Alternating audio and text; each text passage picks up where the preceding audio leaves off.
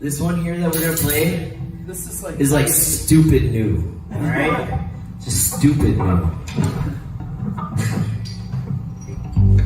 We're just gonna play it because what the hell, why not, right? Right. You guys wanna hear a stupid ass new song, right? Yeah. Cool. It's a little different, but it's fun.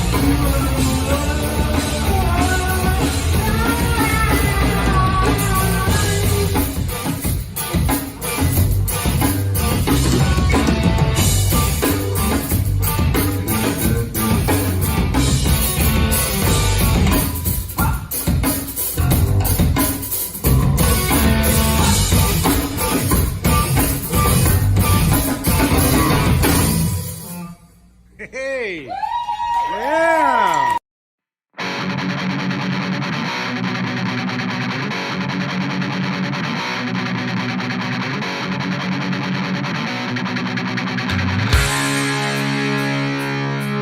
Oh, scummy,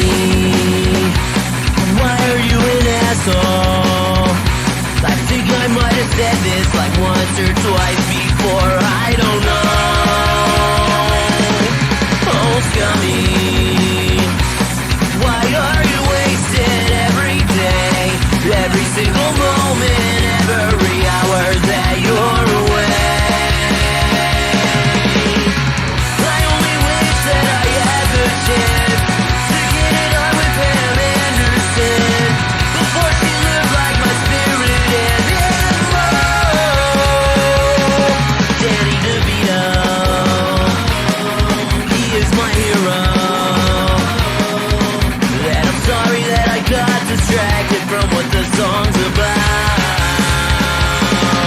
Oh, scummy, why are you such a piece of shit? Okay, maybe you're not a piece of shit, and I'm just jealous. I only wish that I had the chance to get it on with Pam Anderson before she lived like my spirit animal. Danny DeVito.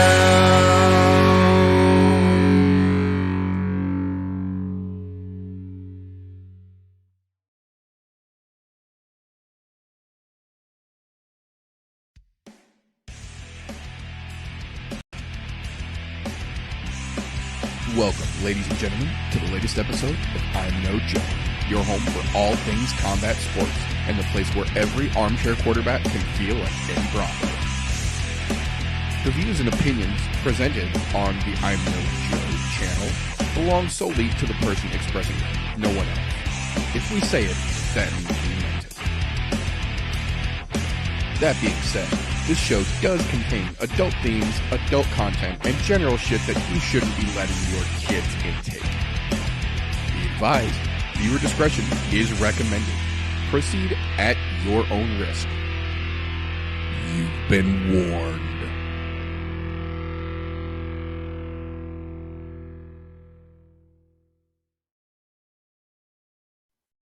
If it's Thursday, it's I'm No Joe.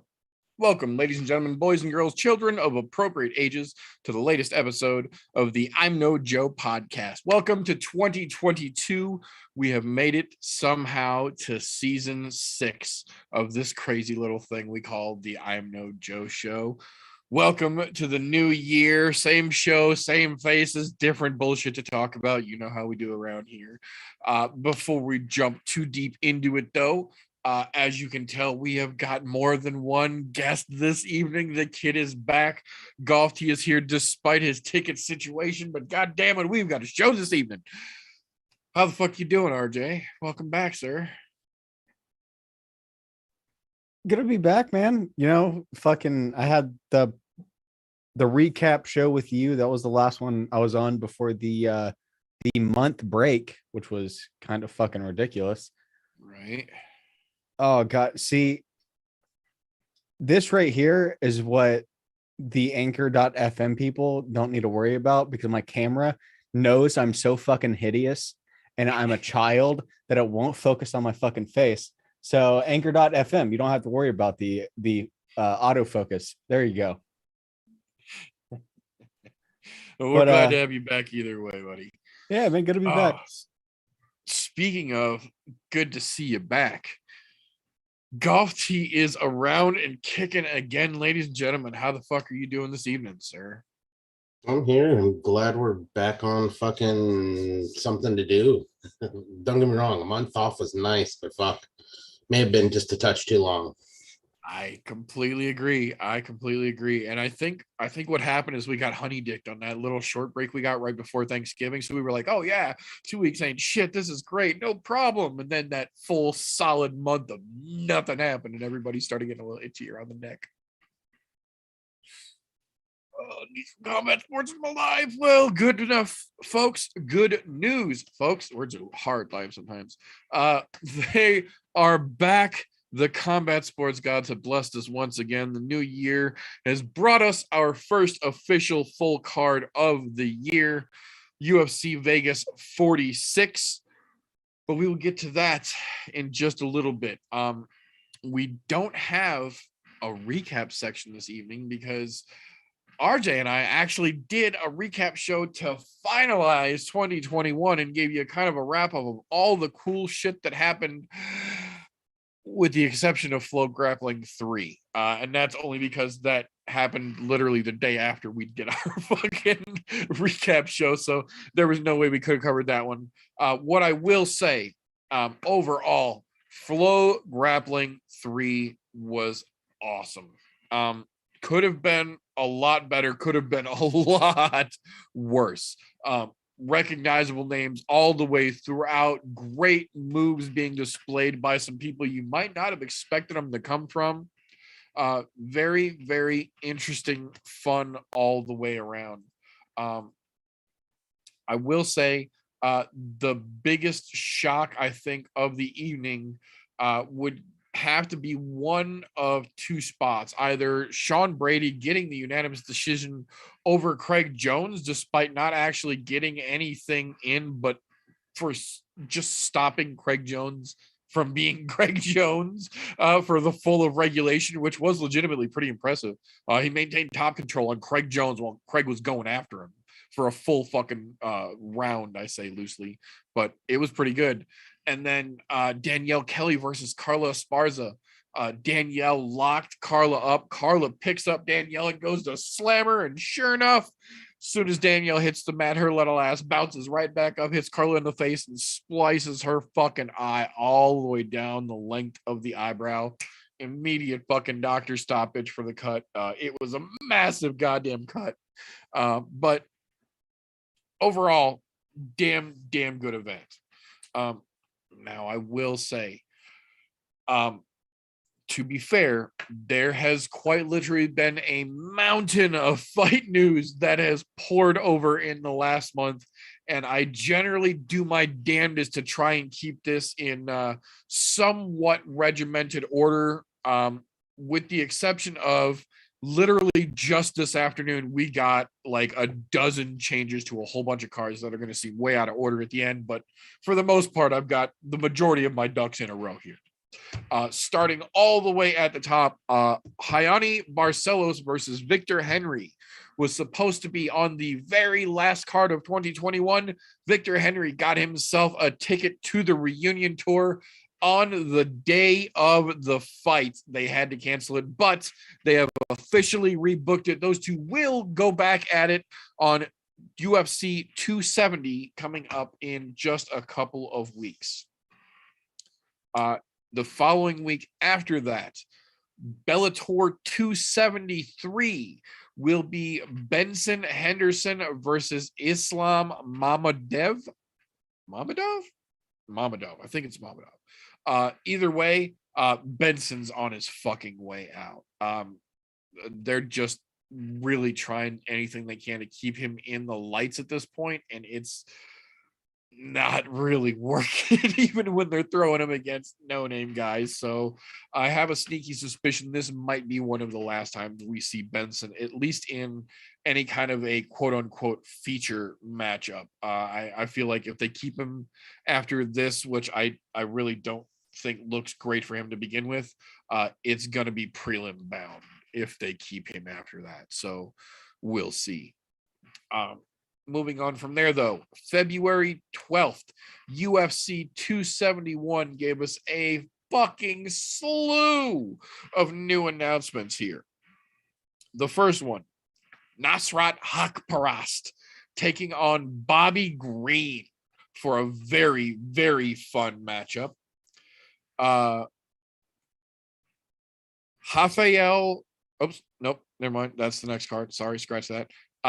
Derek Lewis versus Tai Tuivasa, confirmed like a week after Tai said that he respects Derek and doesn't think he's ready to face him just yet. And then they made the fight anyway.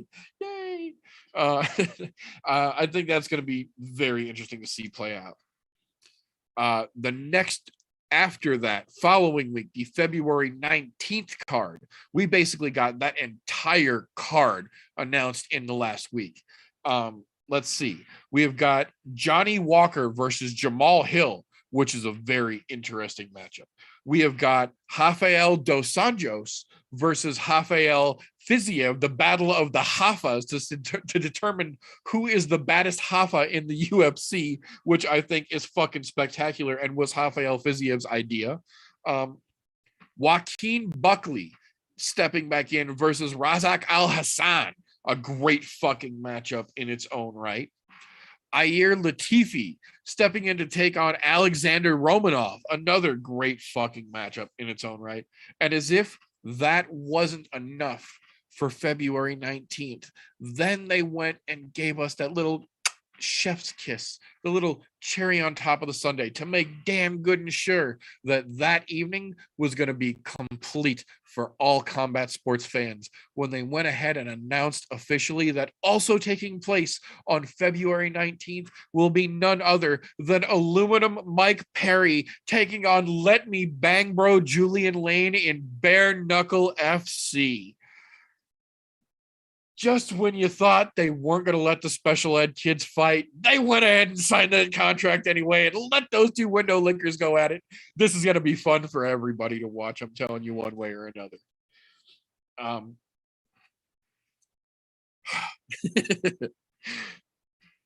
Moving on from there.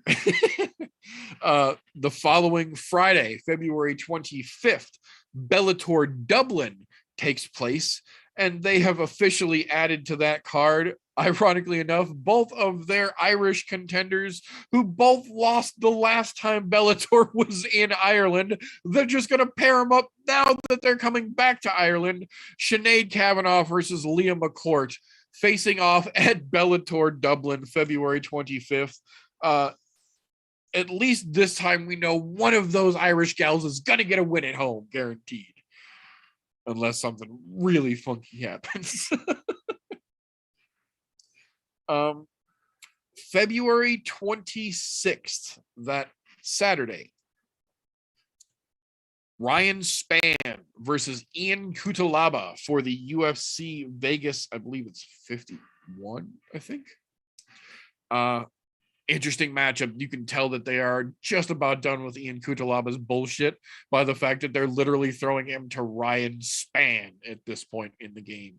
I'm pretty sure if old Superman Spann puts a fucking hurt on Kutilaba, that's probably his set of walking papers. And I don't really think anyone will be too terribly upset should that happen. And I am inclined to believe that is how it will play out as well. But much like the February 19th card, as if a UFC card with Ian Kutilaba and Ryan Spann isn't enough to jam-pack that weekend for you, fret not, mon ami. Triller has confirmed Triad Combat 2 is official. Shannon the Cannon Briggs versus Rampage Jackson MMA versus boxing goes down once again on February 26th. This time around on Team MMA, we have Junior Dos Santos, Juice to the Tits Vitor Belfort, Joe Schilling, James Rivera, and Sam Scalia. And then a 125-pound lady from the PFL who no one has ever heard of. But yes, they are not only doing it again, they have actually brought back some semi-accredited strikers this time to take up for the MMA side, although the fucking weird triangle and the crazy rule set makes it hard enough for everybody involved anyway. It was actually interesting to watch last time. I'm curious to see if they're going to try and really triller it up this time or kind of keep it the combat that it was last time and actually let it be enjoyable for folks. I have a feeling they're probably going to ruin it like they do everything, but we'll see. We got a month to give them to fuck it up. Let's see how bad they do. Moving along a couple weeks after that, the March 5th UFC 272. There's an interesting, sad, happy, sad story going on with UFC 272. First, we do have Marina Rodriguez versus Yan Zhao taking place on that card now, which I think is going to be a pretty fucking interesting fight. But the reason that most folks are going to be talking about UFC 272 was that when it was announced just a couple of weeks ago, it was going to be headlined by Volkanovski versus Holloway 3 and Yan versus Aljamain Sterling 2. And then they took the whole thing away. So Max Holloway got hurt. I think it was 3 days after they announced the fight was official. The world lost its fucking mind. It is now being replaced by Volkanovski versus the Korean Zombie, which, to be fair, is not a terrible fight, but everyone in combat sports has something to say about that, good, bad, or otherwise. That got the fucking chatterboxes rolling, I tell you. But the other half of that is that almost, I don't remember if it was the same day or the day after, Aljamain Sterling came out and said that it's no big deal that Volk versus Max got canceled because he's already planning to move their fight from UFC 272 up to 273, and he's blaming it on Petr Yan, saying that he's not vaccinated and he doesn't plan to be, so they're going to have to move the fight back a month anyway, despite Petr Yan ever said anything to indicate that. So Aljamain Sterling did go ahead and get the fight moved back. So now, instead of 272 being headlined by that, 273 the next month will actually be headlined by Aljamain Sterling versus Piotr Yan 2 and Alexander Volkanovski versus the Korean Zombie. That's a hell of a lot of syllables, I tell you. I don't know. I don't know what to think about either one of those, but I feel like we're almost at the point now where we're kicking the can down the fucking road so much for Yan and Sterling too. Like, when are we really gonna hold Sterling accountable for this? Like, how many times are we gonna let him play it up in the media and then change the game at the last minute and still try and make Yan look like the bad guy? Like, they've stripped way greater champions for way worse reasons. I think it's time to make this motherfucker shit or get off the pot. I mean, enough is enough, really. But following the 272 card, that next Friday, March 11th, will be the Eagle FC 28 event, Khabib's MMA organization promotion here in the States again. Added to that card officially now is Kevin Lee versus Diego Sanchez at 165 pounds. How in the fucking world Khabib expects people to take his promotion seriously when he himself has previously gone on record stating that Diego Sanchez shouldn't be fighting anymore, and then he turned around and fucking signed him to fight and gave him to Kevin Lee, coming in angry at 165 for the first fucking time. I just, the more I want Khabib's new promotion to do well and succeed, the more he does shit like this that just seems like he is cheddar bobbing himself in front of our very fucking eyes, and it's getting kind of aggravating to watch. I really hope this comes out better than I think it's going to, but I have a feeling it's not going to.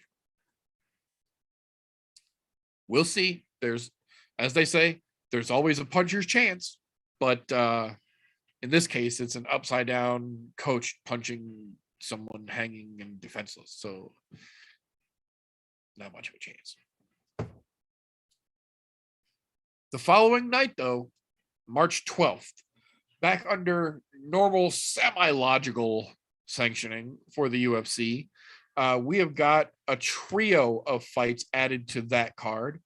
The first one, Super Sadiq Youssef taking on Bruce Leroy Alex Caceres, who is on a fucking hot streak himself, making a hell of a resurgence. I'm very curious to see how that's going to play out, because Super Sadiq is a hell of a wrestler, and Caceres has been on his fucking jiu-jitsu game lately. A couple of real nasty submissions, some super strong fucking grappling. So we'll see how that one plays out. I'm kind of happy to see that one get matched up. Then on the ladies' side of things, Ariane Lipsky looking to get back in there, taking on JJ Aldrich in what I feel like has got to, at this point, be her last swing at the fucking pinata, for crying out loud. Oh, put that fucking mule down, send it to the farm upstate, however you want to phrase it. It's time to call that a dance with that young lady, I feel. But the match that they announced for that card that I think is really going to make that event fucking pop, regardless of what else goes on, Drew Dober versus Ricky Glenn. That's going to be one hell of a scrambly fucking get down, and I am fucking here for it. Not a bad card, that March 12th shaping up so far. Dude, 2 weeks. Oh, go ahead. Just go. Let's just say this: the first quarter of 2022 is absolute fucking mayhem every single week. Yeah, it's gonna be crazy pretty much every fucking week to start this year out, for sure. Like, I want to see how they're gonna do the second quarter of the fucking year because they are starting this off hot. Right. Well, I and you have- also got to think second quarter of the year is basically when they're heading back to Abu Dhabi again. Yeah. You know, that's when they pull the holy shit fights out of their ass every year. True. They're starting out this strong in the first quarter. What the fuck are we going to see in Abu Dhabi? I'm just hoping they don't blow their load the first 3 months and just fuck just fuck International Fight Week, fuck all that over. I am hoping and fucking praying because they are starting this off on a hot streak of hot streaks right now. I absolutely agree with you 100%, man. I'm thinking the same damn thing. Like they're throwing a whole lot at the wall in the first quarter to see what sticks. What the fuck do they have up their sleeve? Because you know they wouldn't throw this much out if they didn't have at least something planned already, or at least some kind of ideas on the back burner for the midsummer. Yeah. Gonna be crazy to see how that shakes loose. The UFC's first confirmed non-numbered event that is not taking place in the Apex for 2022. March 26th card will officially take place in RJ's backyard, Columbus, Ohio. Oh my goodness, has there been some interesting announcements added to that card as well? Guess who's getting fucking tickets for it? Kaya Kara France versus Askar Askarov. In my opinion, early contender for fight of the fucking year candidate right out of the fucking gate. Those two are both going to be fucking little dynamos, and I'm excited to see how that plays out. But the big one, the reason the majority of the media on the MMA side of things have gotten excited about this Columbus announcement is because the hometown boy got himself one booked at the last minutes. Officially added to the card as of Monday. The March 26th UFC event will see Matt the Immortal Brown stepping into that Columbus arena to take on Brian Barberina. And I'm telling you right now, that place is going to lose their shit when he walks out. They're going to lose their shit and it's going to be awesome. They're going to lose their shit, but not really, because that man literally runs from one side of town to the other side of fucking Columbus for his morning workout. He'll run from right next to me, like literally half a mile down the road, to downtown Columbus. And he says highs, waves, takes pictures every like 30 or 40 minutes to anybody that says, "Hey, Matt." He'll sit there and take pictures with motherfuckers. Fuck Matt Brown, but I can respect that. Right. No, it's going to be interesting. I think it's going to be super interesting because he campaigned for about a week to try and get on that card before they finally announced that they're going to give him Barberina to fight at home. And he got giddy-eared in a schoolgirl at a Bieber concert. It's going to be interesting to see that shake loose. I guess it is 2 weeks after that. The April 9th UFC 273 card in Brooklyn, New York, got a very interesting announcement added to it this week. Irene Aldana versus Aspen Ladd at 135 pounds. So despite Aspen Ladd talking all that shit about Misha, talking all that shit about going back down to 125 pounds and having no issues making weight, she booked another 135 fight. So kind of ironic considering we'll talk about Misha again here in just a little bit. It has nothing to do with Aspen this time around, despite all the shit talking on social media. We do have an interesting pair of announcements to come up here, though. The April 16th card originally got a booking of Nicholas Mota making his UFC debut against the returning Drakkar Klose, coming back for the first time since Jeremy Stevens literally shoved him into the hospital. And then I believe it was 9 hours after that announcement was made, we got an announcement that instead of that fight taking place February 19th at UFC Las Vegas 48, we will be seeing Nicholas Mota make his UFC debut against none other than Jim fucking Miller, boys and girls. Drakkar withdrew for undisclosed reasons, literally just hours after the announcement of the fight. And Jim Miller said, I'm your Huckleberry. So game time is on. If you have seen Jim's social media, he is officially into impromptu fucking fight camp. Shit is getting ready to go. I am fucking here for it. I can't wait to see the fucking A10 get back in there and fuck shit up. Here we go. Okay, so here's where shit started getting screwy because these are the last minute announcements that got dogpiled on top here. UFC 272 back March 5th. Kevin Holland officially makes his welterweight debut against Cowboy Oliveira. Very, very interesting matchup considering the groundwork that both of those two are aspiring to put forth in this matchup coming up here. But then this is where it gets to what we were talking about earlier. The May 14th card. Miesha Tate is getting back into the octagon, and she will be taking on none other than former title challenger Lauren Murphy at 125 pounds. Apparently, Miesha decided that she's not going to wait around for Amanda and Juliana to play out that 135 game and then eventually get her shot. She seems to somehow think she has a better angle to get past Valentina. I'm sorry, just saying those words out loud make me giggle.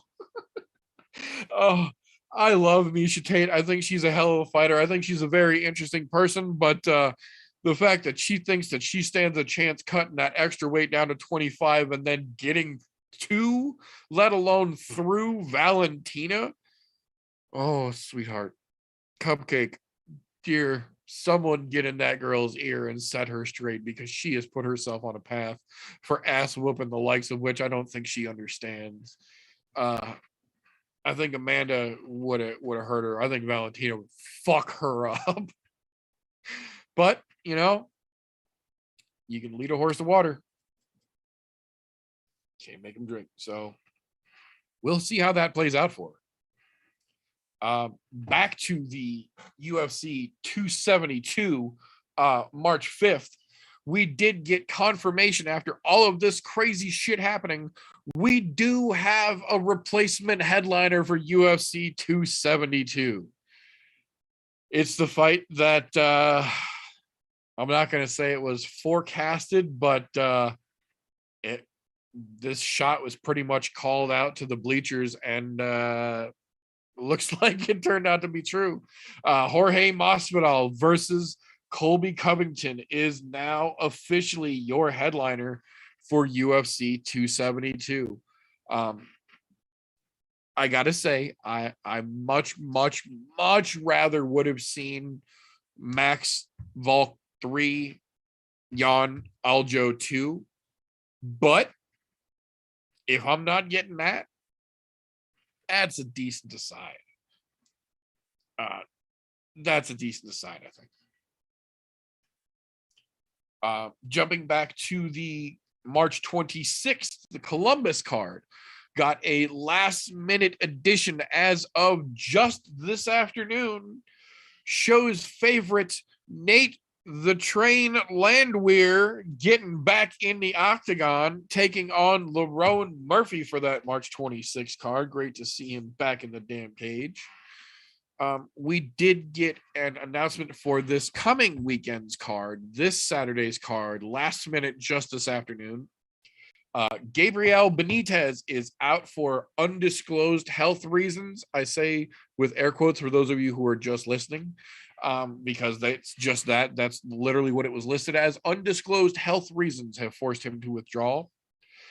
Charles Rosa, for some fucking reason, though, has stepped up on just 2 days' notice to take on TJ Brown this Saturday. Hey, hats off for stepping up on short notice. On the other hand, I don't know why he stepped up on short notice, because he doesn't do good with full camp notice. So I think Rosa might have jumped a little further over the shark than he intended to, trying to show that he's still valid, I guess would be a good way to put it. But we'll find out Saturday for sure.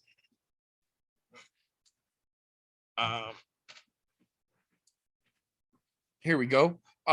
The next pair of last minute announcements that we got for the Columbus card again this afternoon. Joanne, formerly Calderwood, now just Joanne Wood, will be stepping in to take on Alexa Grasso, which I think is going to be a fucking excellent fight between those two ladies. Also on that 26th card added just this afternoon, Mateus Nicolau versus David Dvorak, which is also going to be, I think, a very interesting Eastern Bloc matchup. The 1X card, which was previously set to take place December 10th, I believe, originally, and got moved due to the reunion tour taking over in Malaysia, has officially been rebooked on March 26th. Stamp Fairtex versus Andrea Lee, which is going to be a hell of a ladies fucking combat sports match.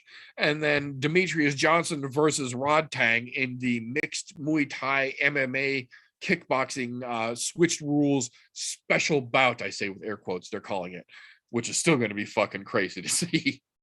Hell of an interesting card over there. And speaking of one, we also got an announcement this week that Chatri Satyadong, the owner of ONE FC, would absolutely be open to and excited to fight Dana White. Chatri turns 51 this year. Dana White is in his 50s. They're relatively the same age. The big difference, he says, is that Dana White is a fan of martial arts, whereas Chatri has literally been doing Muay Thai for 30 years and is a blue belt in jiu-jitsu. So Chatri welcomes the chance to take on Dana White literally hand to hand, and I think that would be fucking spectacular. Winner gets pay-per-view rights. Don't really wish. Never gonna happen. I know. I mean, all I can think of is if those two fucking the city councilman and the mayor down in Brazil can get in the fucking cage and give it hell for a solid 3 rounds, and they did, why the fuck can't Dana and Chatri get in there and go after it? I think that would be fucking spectacular. Winner gets Scott Cook.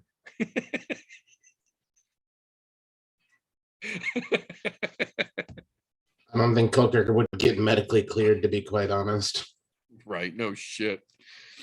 No, but it was interesting. Chatri did say that he absolutely respects what Dana does on the business side of things, but from the actual martial arts standpoint of things, he feels that Dana generally opens his mouth a little more than he ought to, and he's 100% right, I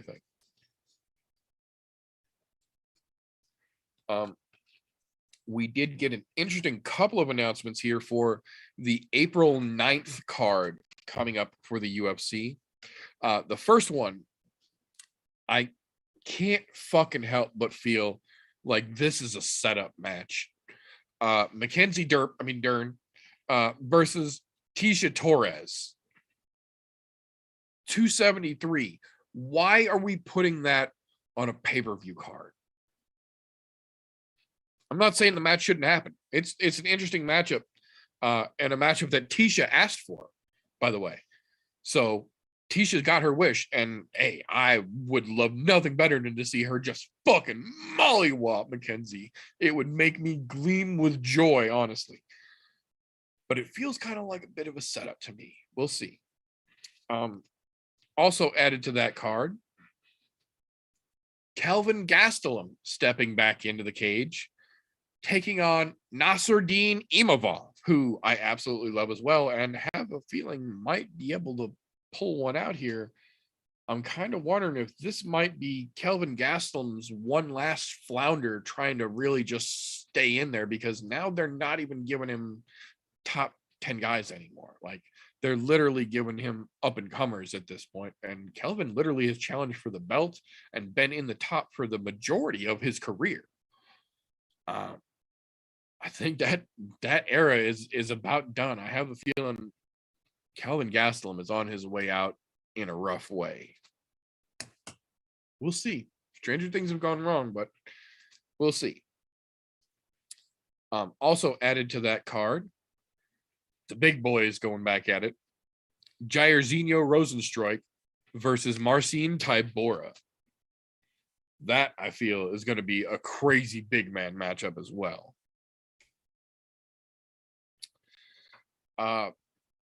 We also got word this week. It hasn't been confirmed because of who it is and what it would entail to complete, but there are positive words, I say with air quotes for those of you listening, being spoken from both sides, confirmed by an impartial third-party source, that Uriah Faber has asked for Cub Swanson in May, which will be Uriah's 20-year anniversary of combat sports and what they want to call the uncrowned WEC champion. Bringing back old days, because both of those guys have been around since the old days. Not a fight I would be opposed to whatsoever. I think the only thing that might hold that up is that the California middle-aged man said that he would absolutely love to make this fight happen, but he has to talk dollars because he's worth more than he was 2 years ago when he signed the new contract. I don't agree with him, but do you, boo-boo? We got word that over the weekend, this past weekend, Conor McGregor's Irish pub was firebombed. Apparently, the dipshits that did it in the middle of the night and threw their firebombs in such an area where it burnt a little bit of roofing and some grass. No damage was done to the property. No one was there when it happened, and no real consequences of it other than now some idiots who apparently were caught on video now have warrants out for their arrest in Ireland. Congratulations. I hope you enjoy that 15 minutes of fame that you will be getting in prison. On less fun news, though, we did get confirmation that as of 2022, for the third time since the takeover of WME and Endeavor Incorporated, for the UFC, ESPN has now officially raised prices on pay-per-views yet again. Pay-per-view, as of, I believe it's next week, the upcoming pay-per-view will be going from $69.99 to $74.99 going forward. So they raised it another $5, as if it wasn't enough bullshit to begin with. So I feel bad for you guys that pay for that. I mean, for people that have to work so hard for their money, that just ESPN just keeps sucking it up like that. Bastards. And then we got a couple more announcements here to run through, and then we'll talk about some fun shit. We got a pair, not just one, but a pair just this afternoon of goddamn it announcements for UFC 270 taking place in 2 weeks here. Alexei Oleinik is officially out. So as of right now, Sergey Spivak will be fighting Voldemort, who I hope he beats the absolute shit out of, because fuck him. How did he luck into another fucking pay-per-view? Please hurt him. Don't let us have to watch him anymore. Come on, Spivak. I'm telling you, Polar Bear, I will never doubt you're gonna fuck this guy up for all of us. We're begging you. The other one that we got was Evliov. Movsar Evliov officially out. And Charles Air Jourdain has stepped up to take on Ilya Topuria, which I still feel will actually be a pretty fucking good matchup. Honestly, I was more excited to see Topuria versus Evliov, but Jourdain is on a hell of a run right now. And after the last win, he's got a little bit of momentum behind him. So I feel like it'd still be a pretty entertaining match. The other announcement we got injury-wise last minute this afternoon was Poliana Botello is officially out versus Jian Kim for the February 26th card. And for some fucking reason that I cannot attain, the UFC has decided to give Priscilla Cachoeira another chance to gouge someone else's fucking eyeballs out and are letting her step in against Jeon Kim on the 26th of February. I hope Jeon Kim, I would love to see Fire Fist just spin kick her fucking head into the bleachers. Get that fucking junk out of here. She did not once, not twice, but 3 times tried to blatantly gouge Jillian's fucking Robertson's eyes out with her thumbs, even after the referee slapped her fucking hands away and told her not to do it, then denied the whole thing. I have zero fucking tolerance for that bullshit. You were blatantly trying to cheat and injure your opponent when you were getting your ass beat. I don't think there's a second chance deserved there. But since the UFC is going to give her one, I really hope that Jeon Kim just beats the fucking brakes off of her on February 26th. The last announcement that I have got here that we got confirmed just about an hour and a half ago, officially February 19th, Knucklemania 2 BKFC's event will take place and will host the inaugural ladies 125 belt between Britain Hart and Christina Ferreira. That is a rematch long in the making. Basically, Christina got a hold of Britain when they were fairly young in their BKFC careers, got the better of her in that event, but hasn't really done much to speak of since then, whereas Britain Hart has taken the fucking boxing world by storm since they last met. So it's going to be very interesting to see how that shakes loose once we get a little closer to next month. That being said, though, that is what I've got for news in this mountain of fucking craziness that has gone on since we saw you folks last. Either you gentlemen have anything over there that I might have missed in that long laundry list of fuckness? There's probably something, but right now my mind is not completely there yet. I completely understand. So this, for those of you who are uninitiated and new to the podcast, first and foremost, welcome. Thank you for joining us. Secondly, this will be the point in the show where if you are only listening as background noise via anchor.fm/I'm No Joe, or if you're just playing this via YouTube in the background for noise to keep yourself occupied, will not notice the intimidating, the enticing, the terrifying GIF that rolls across the screen to let the live viewers and the replay watchers of the YouTube videos know that this is where the show converges to the pit. This is the point, ladies and gentlemen, boys and girls, children of appropriate ages tuning in with parents' permission, where we go from just your run-of-the-mill shit-talking goofballs, bleeding out MMA nonsense to a little bit competitive, where we put a little bit of an edge on things and we put a little skin in the game, if you will, a little ego's sake on the line, and we bring a little fun to it here. We make a little bit of a game out of things. Now, I have went ahead and made an executive decision here on behalf of the podcast. We are going to officially call this episode, tonight's episode of The Pit, a 2022 trial run on account of a couple of things, but first and foremost on account of somebody getting themselves a reunion ticket, because should that person win, we have the argument that the Rona made him do it. But should that person lose, we have the argument that the Rona made him do it. So we're going to call this a non-competitive competition here. No exhibition. Exhibition match. Great. I like that even better. It's an exhibition match. Great for that's why I keep this fucking guy around. Okay. I'm willing to waive my rights. I'm willing to take an L.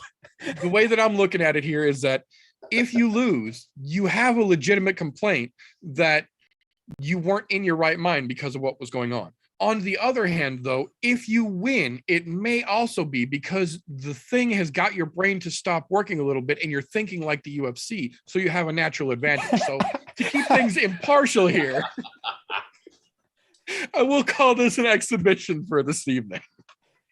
Now, on account of this being a new year, a new pit, we even got ourselves a brand new fucking timer to go along with it here. Shiny got its own little fucking folding leg right on the back there and all that jazziness. We are here, ladies and gentlemen. That's fancy. Welcome to the pit. So, round one, as we like to do around here, pertaining to the UFC Vegas 46 fight night, Calvin Kattar versus I almost did that just like Wonder Boy did today. Giga Chikadze. Corrected that. We have got a hell of a card. Some good, some bad. But as we like to open up with around here, on a card like this, on a weekend like this, we start with our co-mains. Two ways it can go, likely. Always a possibility for fuckery, but updated as of now, our co-main event for this weekend is Jake Collier versus Chase Sherman. An interesting match in its own right, but a match nonetheless. So, how the fuck does this weird little thing play out? RJ, since you have got the freshness about you here, I'm going to give you the opportunity to go first here, sir. How do you think this crazy co-main fat man slapping fight is going to go down? All right. So the way I look at this is you have a Jake Collier, who's a slow burner. Takes him a little bit to get fucking going. But whenever that man gets going, kind of hard to stop him. Then you got Chase, who is, I'm going to blow my wad in 45 seconds. If Jake can weather the storm, which in the last four or five of his fights, he hasn't been able to, he can fucking take it, because fucking Chase is unstoppable for 45 seconds. The second it hits 1 minute, he's done. I'm going to go against that. I don't think Jake is going to be able to, because he is fucked up 4 of his last 5 fights that are exactly like this. Somebody that comes in guns fucking blazing. He just hasn't been able to stop it. He just hasn't been able to stop it with him and the Aspinall fight. That was the same exact thing.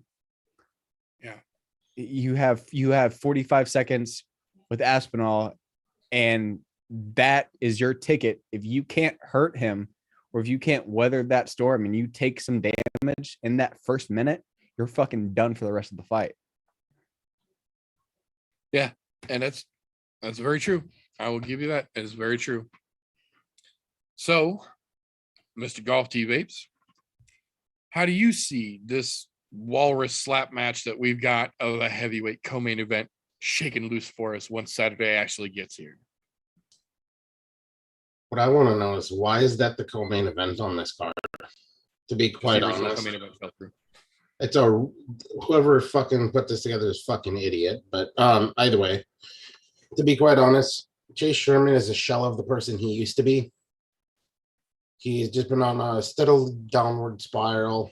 He's not the guy everybody was hoping he was going to be. Collier, he's hot and cold. Fucks up easy shit and wins shit that he shouldn't.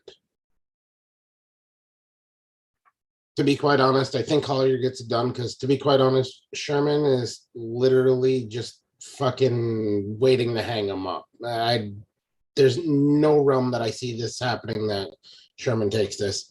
And then if we're lucky, whoever made the match will get in there and get piss slapped around by the winner, because this is fucking stupid. Why is this the co-main event? I would much rather see the Brandon Royval fight as co-main event than this, by a long shot. At least that one's going to be fun and entertaining. Yeah, no, I completely agree. When I saw that the fucking backflip clown was not getting the co-main event spot that he shouldn't have had to begin with, I was kind of curious as to why that Royval match didn't get it. But here we are. I will say, Not a bad call on either side. We are going to give points for round one, though, to the babyface. We're giving RJ round one here. Well done, sir. Well done. 45 seconds is about all you fucking get if you can't use it. Also, I mentioned this last night on TJ's show. Hey, YouTube, I'm 26. The baby face is not real. Allegedly. Yeah, absolutely not. Absolutely not. But in that vein here, for our second question, following the opposite side of that coin, as it were, the main event, the reason for the season, the marquee matchup for Saturday, Calvin Kattar, Giga Chikadze. How the fuck does that one shake loose? Golf T, we'll let you have this one first. I'm going to go the opposite way everybody thinks I'm going to go on this. And credit where credit is due. Giga Chikadze is an absolute fucking animal on an absolute knockout tear. First rounds, third rounds, just absolute tear of fucking murdering people. But I'm going to go the opposite way. I'm going to give it to Calvin here because Calvin is not getting the respect he deserves. Everybody only sees one thing from Calvin right now, and that's how badly he got outboxed by Max Holloway. The dude is a legitimate badass. Yeah, he's not the best boxer in that fucking division. It's Max fucking Holloway. In case you guys didn't know, go back, watch the replay while he's talking and dipping and dodging punches. But no, Calvin is a legitimate badass, and he does not go out. He can take a fuck ton of punishment. I'll go back, watch that fucking thing. I think he's going to outlast Giga in 5 rounds. I really do. I don't think Giga is going to be able to put him out.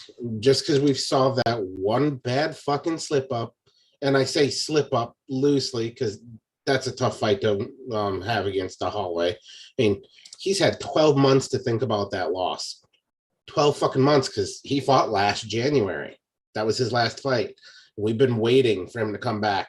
I think this bounce back fight is going to put him right back in line where he was, fucking working through people. I mean, you look before that, he fucking put away Stevens. He beat the piss out of Dan Ige. I mean, the dude's a legitimate badass. This is going to really prove to us where Chikadze falls. Is he good enough to make that next step up to get to that top 5? Or is this really the roadblock that I think it is, even though everybody's overlooking him? Valid point. Absolutely valid point. 100%. So that brings it back over to you, RJ. Calvin Kattar coming back from a year on the shelf after that Holloway match. Giga on a hell of a roll. But do you think it's enough? How do you think this one shakes loose, sir?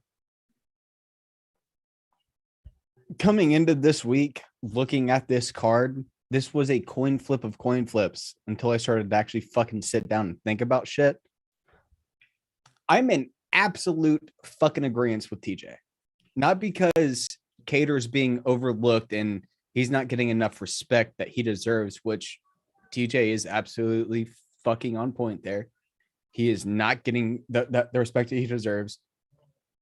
But nobody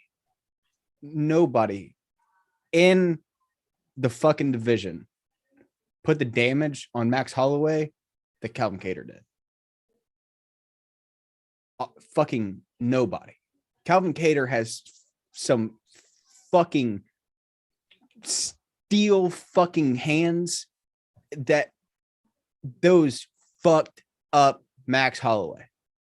You're also looking at a guy that has gone the deep water, gone into in the 4th and 5th round. Chikadze hasn't. He's only gone to that 3rd round fucking limit. You have 15 more rounds.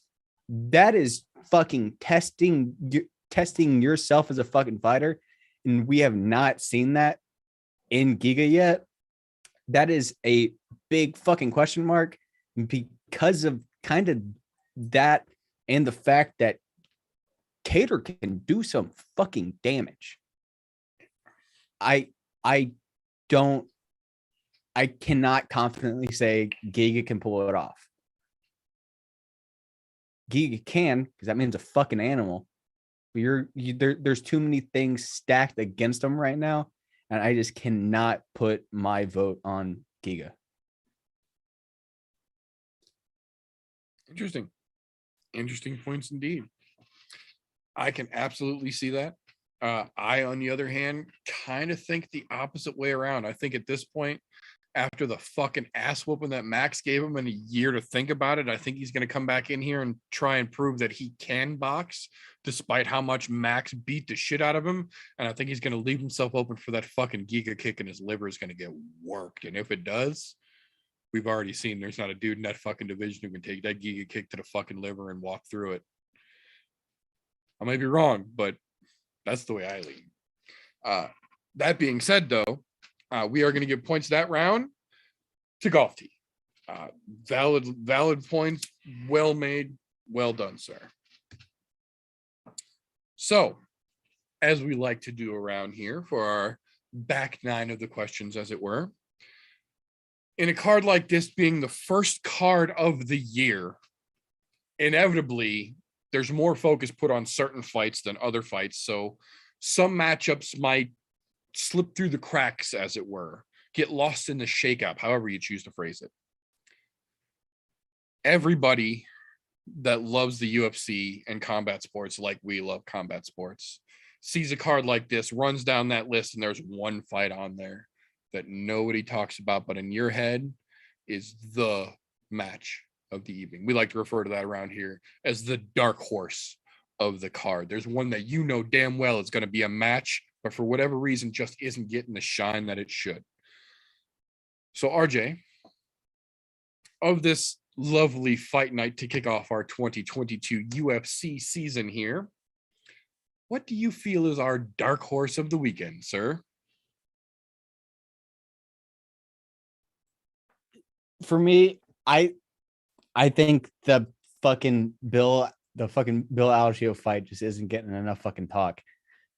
Like, yes, he is fighting the fucking debut fighter coming off the Contender Series, but this is also somebody that was in the PFL, a very well fucking respected organization, has a lot of fucking hot prospects. Case in point, he fought with Brandon Royval, who is top of the fucking food chain in his division. I mean, there is something there potentially. The guy that Algeo is fighting, Joe Anderson, decent record on paper, looks rather well rounded. I don't think that fight is getting enough respect that it is. And Algeo's coming off a loss, so that's making people kind of push that to the back burner just a little bit fucking harder. I don't think that's getting enough fucking talk. I can see that. I can definitely see that. So that brings us to the other side over here, sir. Mr. Golf Tee, with all of the craziness on the card this weekend here, what do you feel is the dark horse fight of the night? Surprisingly enough, I can't believe I'm going to say this, but I really honestly think that I have to give it to Court McGee and Reme's fucking Brahima. I'm probably martyring his fucking name, but to be quite honest, Court McGee gets overlooked all the fucking time. Don't get me wrong, he's had some tough outings, but he always shows up, and he rarely to never has a boring fucking fight. The dude will put out. So, and both of these guys coming off of wins, they're saying there is some fireworks to be had, especially at a coin flip a piece right now. If you're looking at odds, they're pretty much a fucking coin flip. No, I think in a good welterweight matchup on the early prelim portion of the card, you're looking at some incredible chance for fireworks here. And downside, because of the names that are in the fight, getting no coverage at all. Don't get me wrong, most people are aware of who Court McGee is, but not Ramiz. So it's ought to be a pretty interesting matchup. And to be quite honest, I think there's a good aptitude for fireworks there. I am absolutely inclined to agree with you there as well.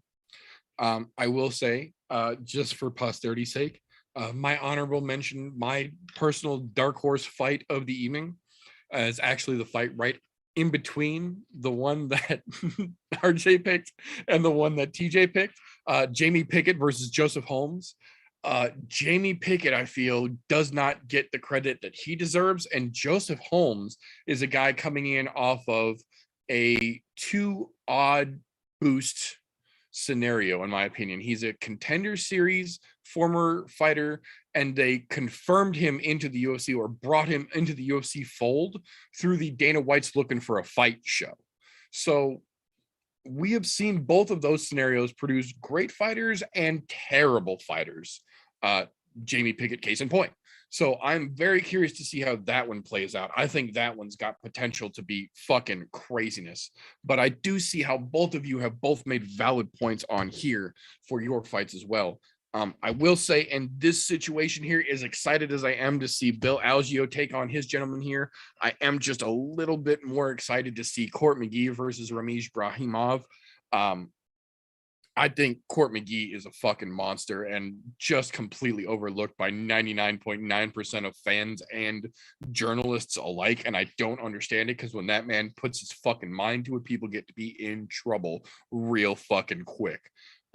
I think it's a great fucking matchup. I don't understand how this is on the prelims and there's some of the cards on, or some of the fights on the main card that are on the main card. Sorry, something in my throat there. But that being said here, that will bring us to our round 4 question of the evening. And as we like to do, we flip that coin back on over on a card like this, the first card of the year. There is inevitably a fight that people just will not shut the fuck up about, and it doesn't make any goddamn sense. We like to call that around here the overhyped fight of the card. So, gentlemen, which fight for you is the one that people just won't stop talking about, and they fucking should, because it's overhyped? Golf Tee, we'll start this round with you, sir. I'm going with the blatantly obvious here. I'm going with 2 people who cannot win a fucking title, no matter what, because they're in the wrong division. And, well, it's not that they're in the wrong division. They're just in the wrong division. I'm talking Caitlin Chikadze and Jennifer Maia. Look, that fight has way too much fucking hype behind it just because they've got a couple of numbers. Neither one of them, when they got to the mountaintop, could fucking make it happen. Nor will either one of them ever make it happen in that division, for a goddamn good reason. There's a flyweight queen for a fucking reason, and neither one of those bitches are going to take it. So this is completely a useless fight that is overhyped to the gills. And don't get me wrong, you're not seeing it in mainstream media, but those of you who follow MMA media, there is plenty of it out here for this bullshit.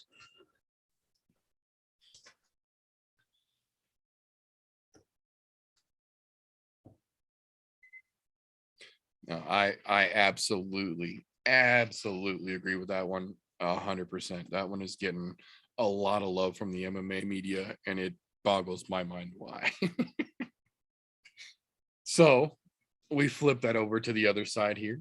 RJ, which of these fights on this, our first UFC of 2022, is the overhyped match of the weekend for you, sir? Fucking co-main. Fucking Jake Collier and Chase Sherman. That shouldn't, I don't think that should even be on the fucking main card. I would, as TJ said, whenever we were first talking about the co-main, I would much rather see Dorival fight as the co-main.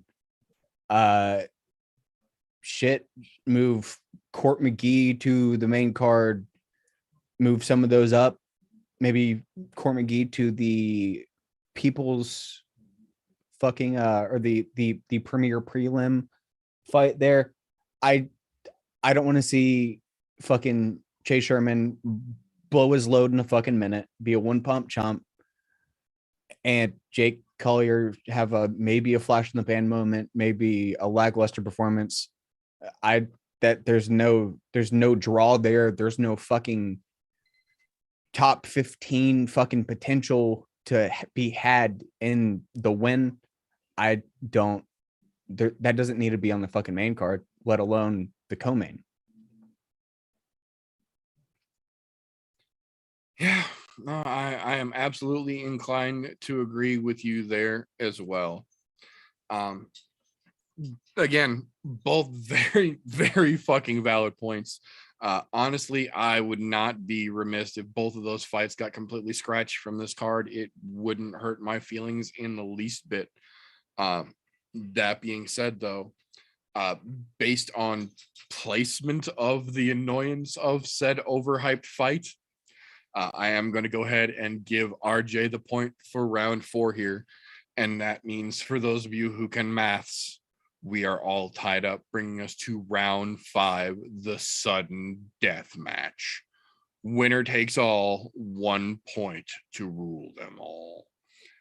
So, as we like to do around here, for a round 5 question, we like to step outside the realm of this particular weekend's shenaniganry.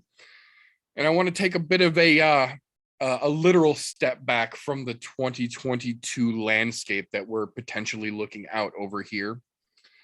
There's a lot of what ifs for 2022 in terms of combat sports and indirectly in the UFC. And there's one in particular that I have not seen a single week go by without it being mentioned, despite that particular person having no reason to be in the headlines. They are there every single week. So my question for you gentlemen, in 2022, will we finally see Jon Jones get off Twitter and get in the octagon at heavyweight?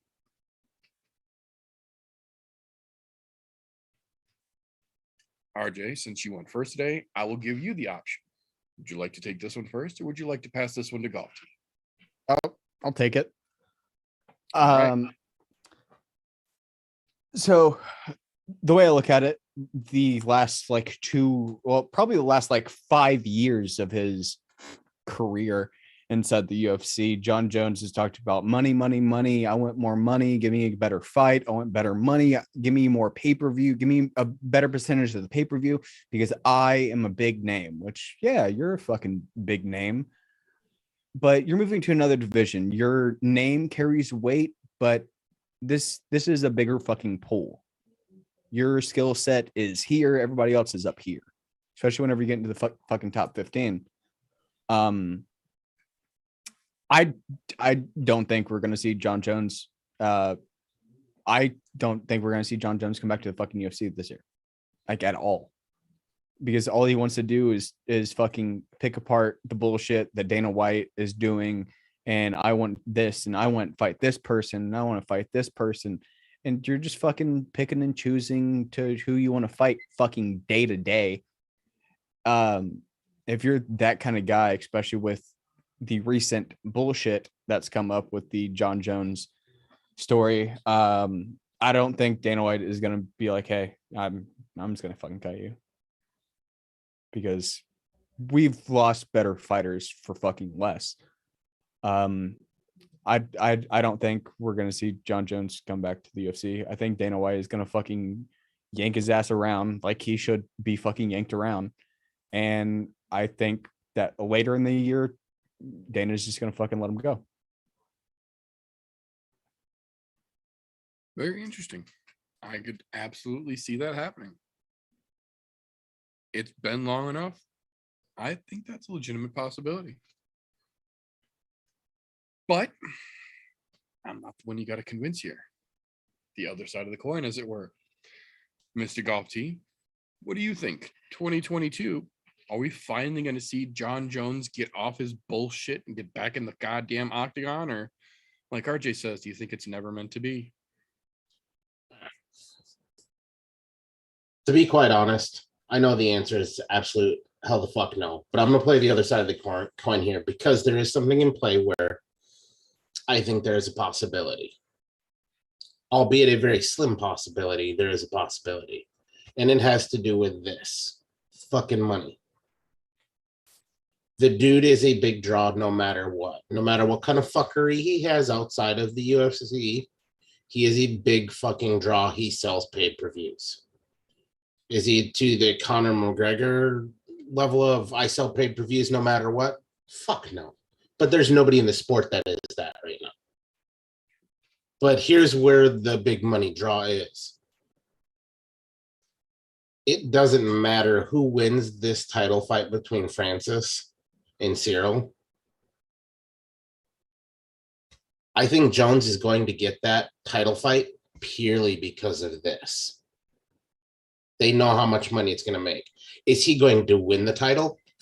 Fuck no. But if I'm playing the other side of the coin here, which I am, I say he does get back in. It might not be this year, but they will have a fight signed for him to fight the winner of that title fight. Because if it don't make money, it don't make sense. I can absolutely see that as well. And that's basically what Dana's been lauding over the fucking heavyweight division, is that John Jones is coming. John Jones is coming. But they really, John and Francis both were angling for that John and Francis fight. The only thing I think that could throw a monkey wrench in that is that Francis basically said, either yesterday or the day before yesterday, talking to Ariel Helwani, that this is the last fight on his UFC contract. And unless Dana White is going to come talk to him seriously, it's going to be the last time he fights for the UFC, regardless of if he wins the belt or not, because he's no longer fighting for $500,000 a match anymore. So it almost seems like Francis is taking a page out of that John Jones playbook, and we see where that John Jones playbook has had him for the last year and a half. So I don't know. I legitimately, I see both points here. But I do have to say that I think if given the option, the UFC would much rather see John versus Francis, even if it cost them, than to see both potentially John and Francis sit on the sidelines. Even though I do think John is most likely going to try and stay on the sidelines, I have a feeling that Daddy Dana might end up caving closer to the end of the year and back that fucking Brinks truck up down in New Mexico, much as we don't want him to. I do agree with TJ. He does still have that fucking name draw, and it's not that Conor draw, but it's enough of a curiosity, I think, more than anything at this point, to see, is heavyweight John Jones really going to be everything that it's been built up to be? Because, to be fair, if it is, the heavyweight division is about to get the biggest ripple it may have ever seen. That being said, I honestly don't think that John Jones heavyweight ripple is going to be as big as he's trying to make it out to be. But Dana White thinks with his checkbook. And if John can get enough drums headed for that checkbook and get enough of a little resonation going in Dana's back pocket, we all know he'll fucking cave no matter what he's fucking said. I do agree with both of you on this one here, but I am going to have to give the point for round 5 to Golf Tee. And this, ladies and gentlemen, is exactly why we called this an exhibition match, because much like I suspected, the virus has gotten Golf Tee's brain turned off to such a degree that he thought exactly like Dana White did. And look at the answer that he gave us. I have to give you the golf clap for that, sir.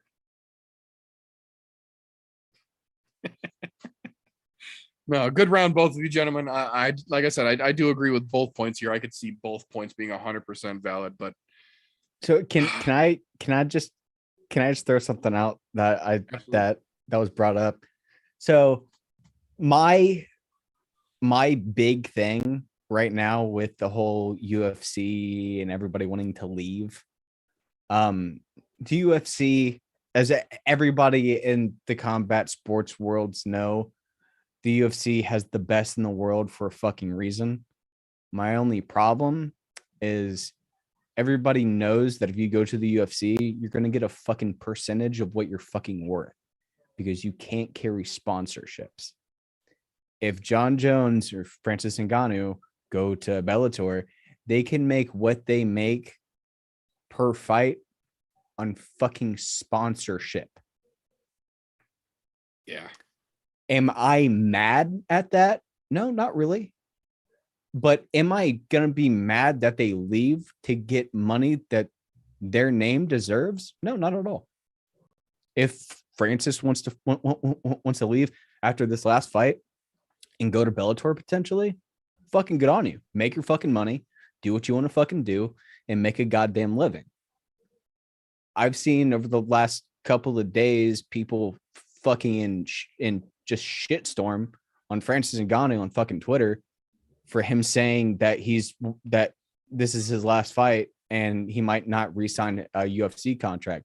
Dude, that man's busted his ass in the UFC to get his name worth what it is.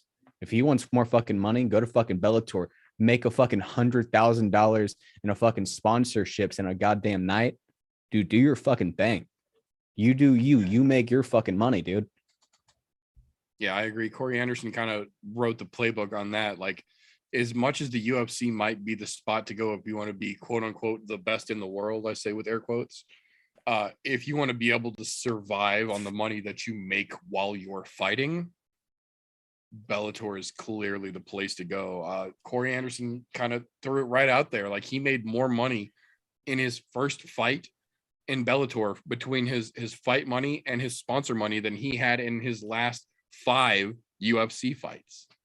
I feel like a lot of people over the last couple of years have been using the UFC to springboard their worth to get their name recognized. Whenever they leave, they can go over to Bellator and pick and choose what fucking sponsors that they want to get the most fucking money. Yep, I agree. And as fucked as that is for what it seems like some people are doing, I'm not fucking mad at it.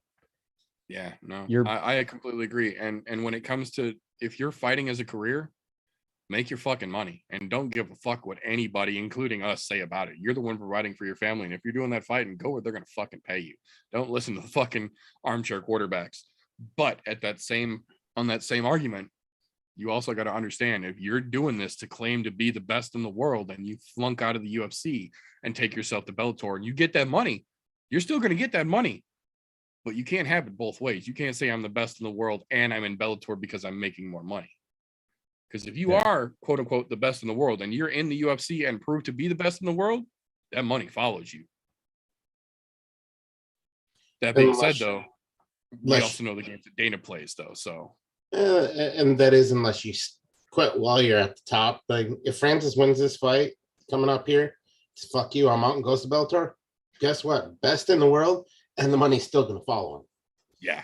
No, he will have one of those few little gray areas where he will literally be able to make the best of both worlds. Exactly that. Yeah. I mean, like, most people can't do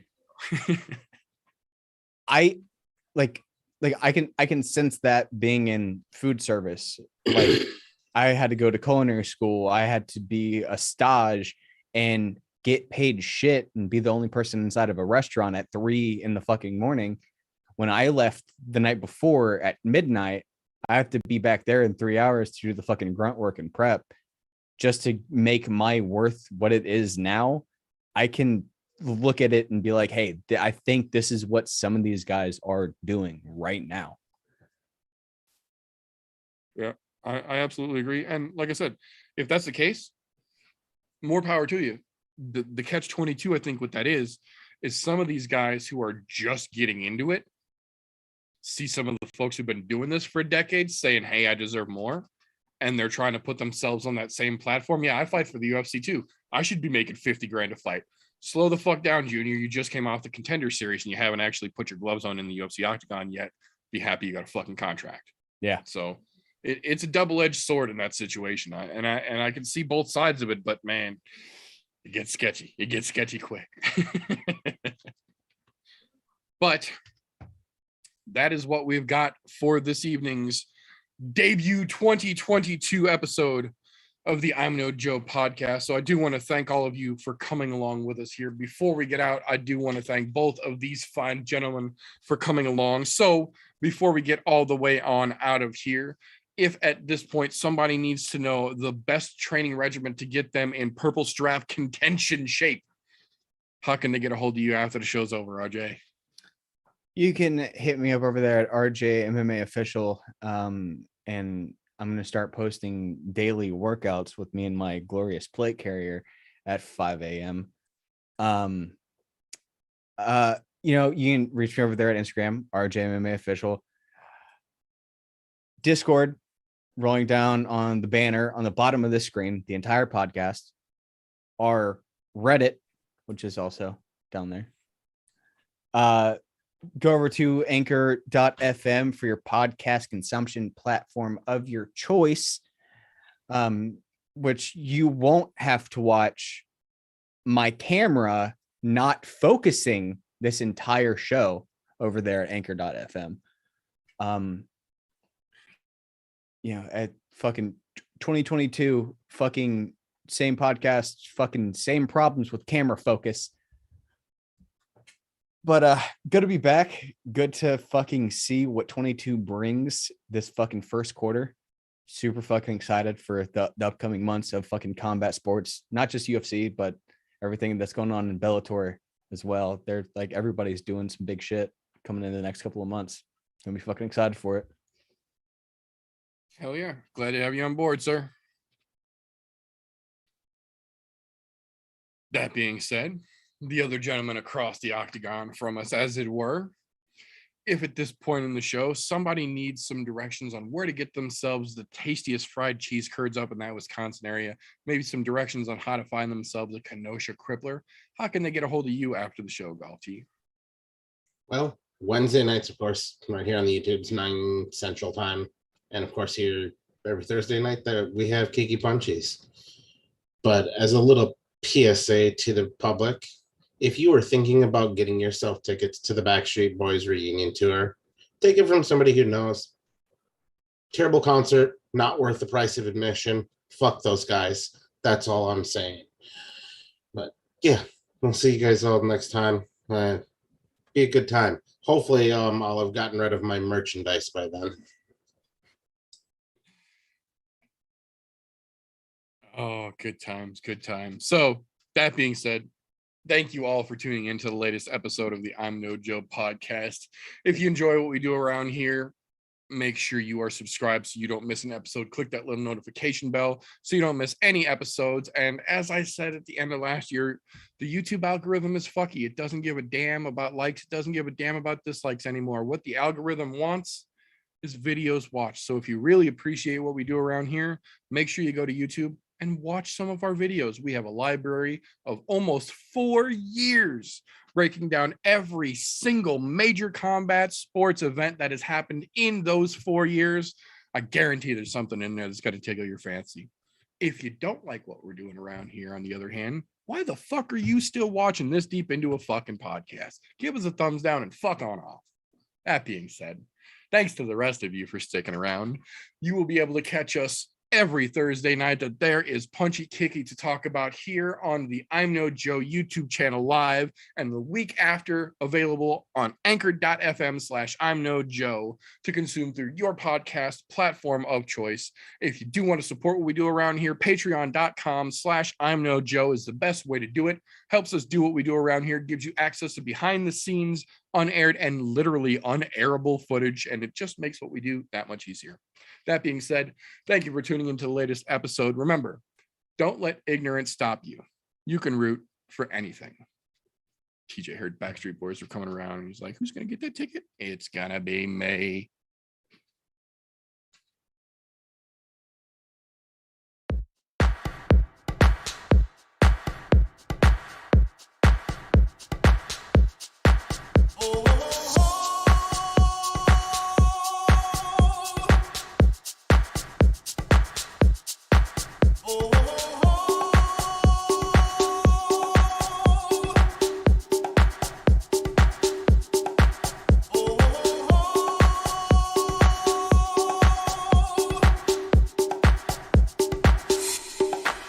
Everybody was kung fu fighting. Those kids were fast as lightning. In fact, it was a little bit frightening. How do I say goodbye to what